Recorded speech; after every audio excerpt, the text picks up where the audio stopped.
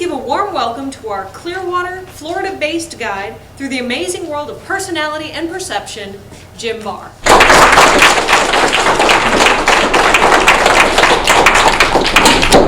Welcome back to the MBTI overview. I'm so glad all of you took the assessment online.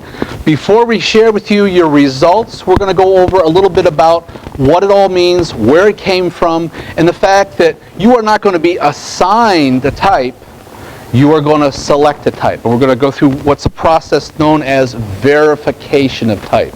Now, if anybody is willing to share, you don't have to share, but if you're willing to share, can you tell me how did the second one feel compared to the first one? It was hard, but it actually came out pretty close. Okay, so it was harder to do the second way. All right, Tom? I was surprised my handwriting left-handed is fairly close to my handwriting in my normal. Great. But how did it feel while you were doing it? Did it feel awkward? Okay, all right. I feel like I was forging my mother's signature.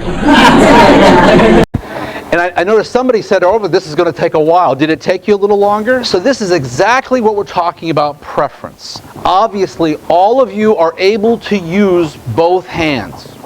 Okay, thank goodness for that.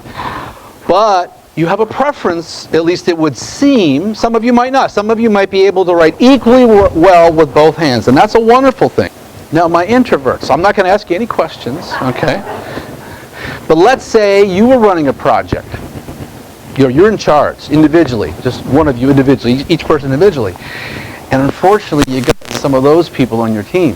Right? Do you think it would be good to allow them by themselves, kind of group them together so they won't contaminate anybody else?